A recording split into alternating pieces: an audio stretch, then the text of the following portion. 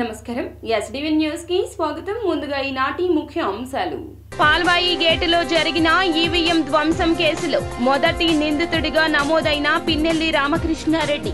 ప్రపంచ గతిని మార్చే శక్తి కేవలం విద్యకే ఉందని పేర్కొన్న రాష్ట్ర గవర్నర్ అబ్దుల్ నజీర్. సమస్యాత్మక ప్రాంతాలైన కేఎల్ రావు నగర్, చిట్టినగర్ పరిసర ప్రాంతాల్లో పశ్చిమ ఏసీపీ ఆధ్వర్యంలో ఫుడ్ పెట్రోలింగ్.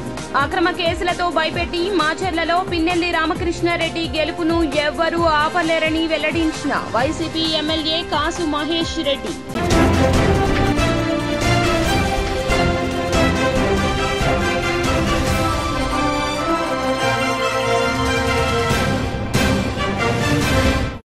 ఇక డీటెయిల్స్ చూస్తే పాల్వాయి గేటులో జరిగిన ఈవీఎం ధ్వంసం కేసులో మొదటి నిందితుడిగా Pinnelli Ramakrishna Reddy నమోదయ్యారు.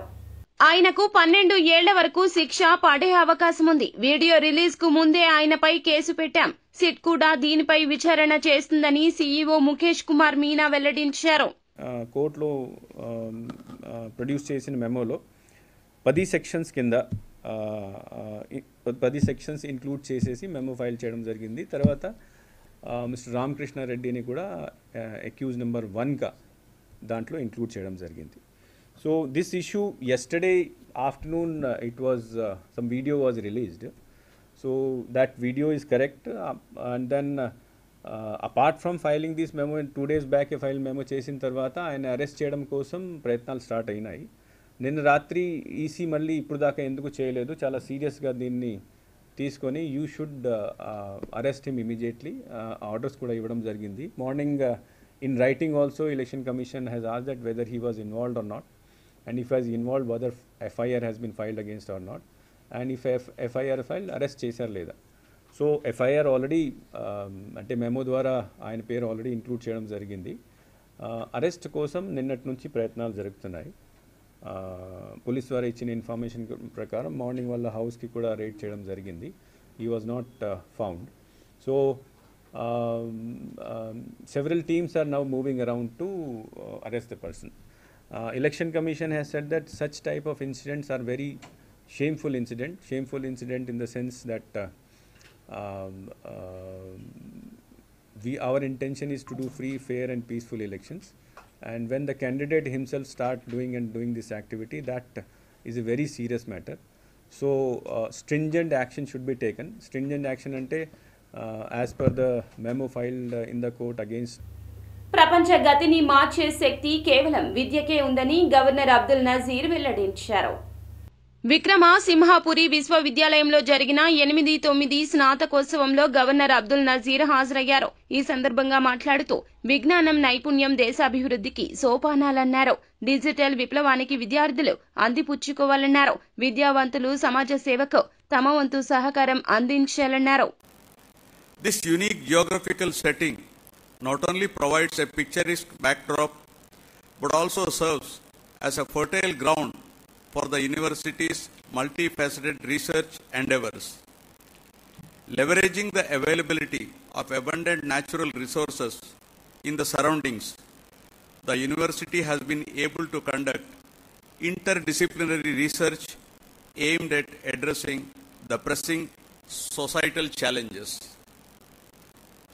Through its NSS and social work activities, the university has also been able to extend the outcome of its research initiatives to the neighboring villages, contributing to their overall development and well-being. At the outset, KL Rao Nagar, Chittinagar పరిసర ప్రాంతాల్లో కొత్తపేట పోలీసులు food patrolling నిర్వహించారు. ఈ సందర్భంగా ACP Murali Krishna Reddy మాట్లాడుతూ శాంతి భద్రతలకు విఘాతం కలిగించిన ఇతర అసాంఘిక కార్యకలాపాలకు పాల్పడినట్లు తెలిసిన వెంటనే పోలీసులకు సమాచారం అందించాలన్నారు. ఎన్నికలన్నీ కూడా ప్రశాంతంగా జరిగినాయి. ఈ సందర్భంగా ప్రజలందరికీ కూడా వారికి సహకరించినందుకు గాను ధన్యవాదాలు తెలియజేస్తున్నాను. అదే కాకుండా మనకి జూన్ 4వ తారీఖున మనకి కౌంటింగ్ కూడా ఉంది. ఇబ్రహీంపట్నంలో నిమ్రా నోవా కాలేజీల్లో కౌంటింగ్ జరుగుతుంది. ఈ సందర్భంగా కూడా ప్రజలంతా కూడా ఎటువంటి అవాంఛనీయ సంఘటనలు చేయకుండా పోలీసు వారికి పూర్తిగా సహకరిస్తారని ఆశిస్తున్నాను. అంతే రకంగా సమస్యాత్మక ప్రాంతాలైన మనకి టూ టౌన్ ఏరియాలో ఈరోజు కేఎల్ రావు నగరు, చిట్టి నగరు ఈ ఏరియాలన్నీ కూడా మార్చింగ్ చేయడం జరిగింది. మెయిన్ ప్రజలందరికీ ఏంటంటే కౌంటింగ్ రోజున ప్రజలందరూ రోడ్ల మీదకి వచ్చి అనవసరంగా ఎటువంటి గొడవల్లోనూ తలదూర్చొద్దని, అప్పటి వరకు కూడా ఏ చిన్న గొడవల్లో తలదూర్చినా వారి మీద కఠినమైన చర్యలు తీసుకోబడతాయని ఈ సందర్భంగా అందరికీ కూడా తెలియజేస్తున్నాను. దయచేసి అందరూ కూడా సహకరించి ఈ లాస్ట్ ఫేజ్ అయిన కౌంటింగ్ కూడా ప్రశాంతంగా జరిగేటట్టుగా అందరూ కూడా సహకరిస్తారని ఆశిస్తున్నాను. Thank you. కౌంటింగ్ రోజున ఎట్టి పరిస్థితుల్లోనూ కూడా ఎవరు కూడా బాణసంచా కాల్చడం కానీ, లేకపోతే అలాగే ఈ ఫైర్ క్రాకర్ షాపుల వాళ్ళు ఎవరు కూడా వీళ్ళెవరికి కూడా అప్పటి వరకు కూడా కౌంటింగ్ జరిగే వరకు కూడా ఎవ్వరూ కూడా ఈ బాణాసంచా ఎవరికన్నా అమ్మటం కానీ అవి చేసినట్టయితే వారి మీద కూడా చట్ట ప్రకారం చర్యలు తీసుకోవడం జరుగుతుంది. పాఠశాలలు తెరిచే నాటికి విద్యార్థులకు పాఠ్య పుస్తకాలు, నోటు పుస్తకాలు, యూనిఫామ్లు అందించాలని సిఎస్ జవహర్ రెడ్డి విద్యాధికారులకు ఆదేశించారు. 2024-25 విద్యా సంవత్సర సన్నాహక ఏర్పాట్లపై వెలగపూడి రాష్ట్ర సచివాలయంలో ఆయన విద్యాశాఖాధికారులతో సమీక్షించారు. ఈ సందర్భంగా రానున్న విద్యా సంవత్సరానికి సంబంధించి విద్యాశాఖ తీసుకుంటున్న సన్నాహక చర్యలను సమీక్షిస్తూ విద్యార్థులకు అవసరమైన పాఠ్య పుస్తకాలు, నోటు పుస్తకాల్లో ఏకరూప దుస్తులు, బ్యాగులు, బూట్లు వంటివి సకాలంలో అందించే విధంగా చూడాలన్నారు. మాచర్లలో పిన్నెల్లి గెలుపును ఎవరూ ఆపలేరని వైసీపీ ఎమ్మెల్యే కాసు మహేష్ రెడ్డి వెల్లడించారు. ఈ సందర్భంగా ఎమ్మెల్యే కాసు మహేష్ రెడ్డి మాట్లాడుతూ టీడీపీ నాయకులు మాచర్ల ఎమ్మెల్యే పిన్నెల్లి క్యారెక్టర్ను అసాసినేట్ చేస్తూ ఇష్టానుసారంగా నోరు పారేసుకుంటున్నారంటూ ఆగ్రహం వ్యక్తం చేశారు. పచ్చ మీడియా ఛానళ్లలో చాలా అసభ్యకరంగా మాట్లాడుతున్నారంటూ మండిపడ్డారు. వార్తల్లో చూస్తున్నాం, తెలుగుదేశం నాయకులు పిన్నెల్లి రామకృష్ణారెడ్డి గారిని క్యారెక్టర్ అసాసినేట్ చేస్తూ ఇష్టం వచ్చినట్టు ప్రెస్ మీట్లు పెడుతూ వాళ్ళు అనుబంధ ఛానల్స్లో అసభ్యకరంగా పోస్టింగ్లు చేస్తున్నారు. ఒక ఈవీఎం ఘటనని వాళ్ళు చూపెడుతూ పిన్నెల్లి రామకృష్ణారెడ్డి గారిని నిందితుడుగా చేర్చటం ఎంతవరకు సమంజసం? 4 సార్లు మాచర్లలో గెలిచిన వ్యక్తి పిన్నెల్లి రామకృష్ణారెడ్డి గారు. తెలుగుదేశం అధికారంలో ఉన్నప్పుడు, జగన్మోహన్ రెడ్డి గారు ముఖ్యమంత్రిగా ఉన్నప్పుడు కాదు, తెలుగుదేశం చంద్రబాబు నాయుడు గారు అధికారంలో ముఖ్యమంత్రిగా ఉన్నప్పుడు అక్కడ జనబలంతో గెలిచిన వ్యక్తి రామకృష్ణారెడ్డి గారు. ఎటువంటి తప్పులు లేకుండా సక్రమంగా జరిగినప్పుడే ప్రజాబలంతో గెలిచాడు. ఈరోజు ఎందుకు గెలవకుండా ఉంటాడు? ఆలోచించండి. ఈ రోజున ఒక ఈవీఎం వీడియో తీసుకొచ్చి పిన్నెల్లి రామకృష్ణారెడ్డి గారు ఇరగ్గొట్టాడు, ఆయన తప్పు చేశాడు అని ఎత్తు చూపుతున్నారు. సరే, ఆ ఘటన పక్కన పెడదాం. ఎలక్షన్ కమిషన్ వారు దాదాపు 7-8 చోట్ల ఈ ఈవీఎం మెషిన్లు ఇరగ్గొట్టారు, వాళ్ళ మీద కేసులు పెట్టాము అని చెప్తున్నారు. మరి ఆ వీడియోలు ఎందుకు బహిర్గతం చేయట్లేదు? ఎందుకు ఒక్క వీడియోనే బయటకు వస్తుంది? ఎందుకు తెలుగుదేశం ఇరగ్గొట్టిన వీడియోలు లేదు? అన్నీ ఏది అయితే కంప్లైంట్స్ వచ్చినాయో ఇటు వైఎస్ఆర్సీపీ తరఫున కావచ్చు. ఆర్టీసీ బస్సులో షార్ట్ సర్క్యూట్ జరిగిన ఘటన చెల్లపల్లి బస్టాండ్ ఎదురుగా జరిగింది. మచిలీపట్నం నుండి అవినిగడ్డ వస్తున్న పల్లె వెలుగు బస్సులో షార్ట్ సర్క్యూట్ కారణంగా మంటలు చెలరేగాయి. బస్సు డ్రైవర్ చాకచక్యంతో ప్రయాణికులకు తప్పిన ప్రమాదమో.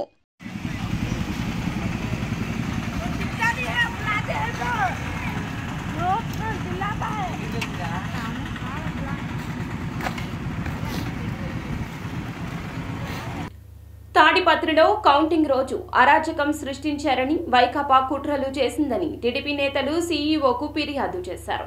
అల్లర్లలో పాల్గొనకపోయినా జేసీ పవన్ రెడ్డి, దీపక్ రెడ్డిల పేర్లను ఎఫ్ఐఆర్లో చేర్చారన్నారు. వీటిపై సిట్ దృష్టి పెట్టకపోవడం శోచనీయమన్నారు. తాడిపత్రి తెదేపా అభ్యర్థి జేసీ అస్మిత్ రెడ్డి, ఆయన సోదరుడు జేసీ పవన్ రెడ్డి సహా వారి కుటుంబ సభ్యులు, అనుచరులపై 307 సహా కఠిన సెక్షన్ల కింద కేసు నమోదు చేసిన పోలీసులు ఎన్నికల నిబంధనలు ఉల్లంఘిస్తే చట్టరీత్యా చర్యలు తప్పవని డీఎస్పీ మురళీధర్ వెల్లడించారు.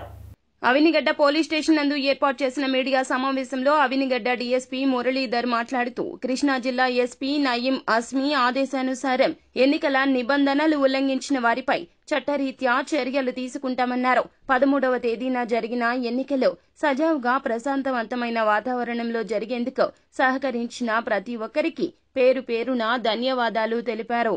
ప్రజలకి మరియు ఓటర్ సిబ్బందికి, ఓట్లు వేసిన మహాశైలికి, అలాగే రాజకీయ నాయకులకి, మీడియా మిత్రులకి అందరికీ కూడా నమస్కారాలండి.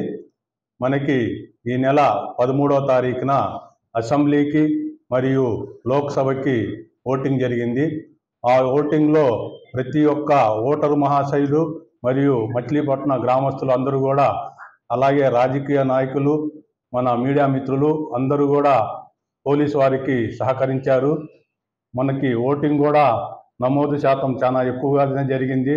లాస్ట్ టైం కన్నా అందరూ కూడా స్వచ్ఛందంగా వచ్చి ఓట్లు వేయటం జరిగింది.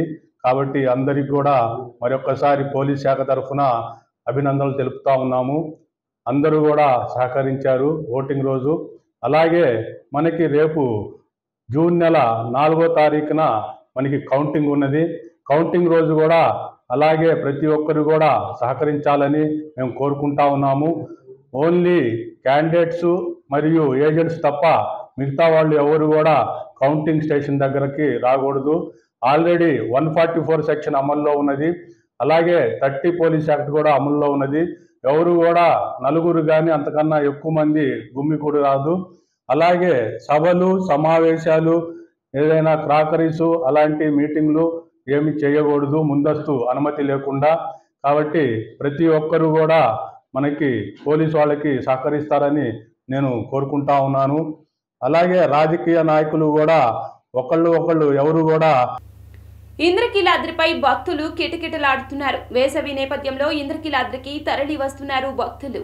భవానీ దీక్షలు, దసరా, నవరాత్రుల తరహాలో రోజుకు సుమారు 50,000 మంది భక్తులు వస్తున్నారు. మండే ఎండలను లెక్క చేయకుండా సుదూర ప్రాంతాల నుండి తరలి వచ్చిన భక్తులు అమ్మవారి దర్శనం కోసం బారులు తీరుతున్నారు. దీంతో 25 లక్షల దాకా టికెట్ల ఆదాయం జమ అవుతోంది.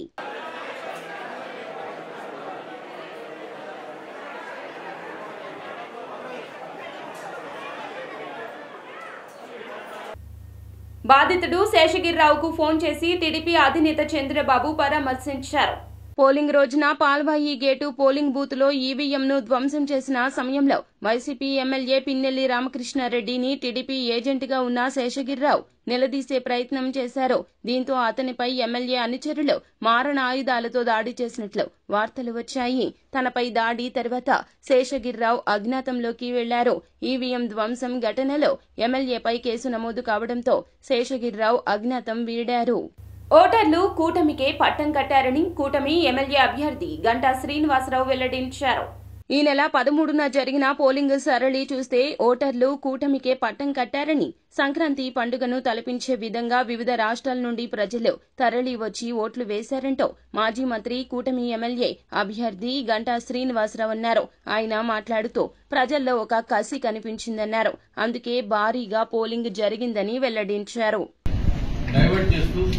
వైసీపీ నాయకులు జగన్మోహన్ రెడ్డి గారు మొన్న 2 నెలల ముందు ఆయన పీకే టీం ఏదైతే ఐపాక్ టీం ఉందో ఐపాక్ టీంతో మాట్లాడినప్పుడు ఆయన చేసిన కామెంట్స్ కానీ ప్రజలు షాక్ అవుతారని చెప్పాడు. ప్రజలు, దేశం కూడా డెఫినెట్ గా మేము కూడా అంటా ఉన్నాం. ఎందుకంటే ఖచ్చితంగా షాక్ అవుతారు. ఎందుకంటే ఆ రోజు సంతోషంగా కూటమి వైపు రాబోతా ఉన్నాం. ప్రజలు, దేశంతో పాటు జగన్మోహన్ రెడ్డి కూడా డైరెక్ట్ గా షాక్ అవుతాడు. ఎందుకంటే ఆయన ఊహించిన విధంగా ఫలితాలు రాబోతా ఉన్నాం. దాంతోపాటు ప్రత్యేకించి విశాఖపట్నంలో వైవి సుబ్బారెడ్డి గారు కానీ, మరి అలాగే బొత్స సత్యనారాయణ గారు కానీ గత 7 రోజులుగా వాళ్ళు ఆడుతున్న మైండ్ గేమ్ చూస్తే చాలా నవ్వు వస్తా ఉన్నాం. జూన్ 9న విశాఖపట్నంలోనే 9:35 ప్రమాణ స్వీకారం, అలాగే స్టేడియం పోయి ఏర్పాటు చేయడం కోసం స్టేడియం వెళ్తా ఉంటాం, అలాగే స్టార్ హోటల్స్ చేశామని చెప్పడం, ఇవన్నీ కూడా ఏం చూస్తామంటే అందరూ నవ్వుకుంటా ఉన్నారు. పక్క అన్ని సర్వేలు దేశంలో ఉండే ప్రెస్టీజియస్ సంస్థలు అన్ని ఆల్ సిఫారసులు మొత్తం కూడా ఎన్నికల్లో కూటమి ఘనంగా సాధించబోతా ఉంది అని చెప్పి ఒక పక్క చెప్పారు. ఈవీఎం ధ్వంసం కేసులో పిన్నెల్లి రామకృష్ణారెడ్డికి ఏపీ పోలీసులు లుకౌట్ నోటీసులు జారీ చేశారు. పిన్నెల్లిపై ఐపీసీ 143, 147, 448, 427, 353, 453, 452, 120B, ఆర్పీ యాక్ట్ 131, 135 సెక్షన్ల కింద కేసు నమోదు చేశారు.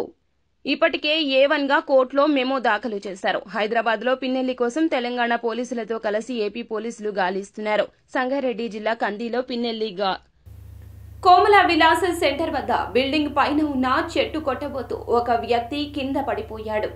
బిల్డింగ్ శిథిలావస్థకు చేరుకోవడంతో బిల్డింగ్ నుండి కింద పడిపోయాడు. శ్రీనుకు తీవ్ర గాయాలు అయ్యాయి. స్థానికులు వెంటనే హుటాహుటిన ప్రభుత్వ ఆసుపత్రికి తరలించారు.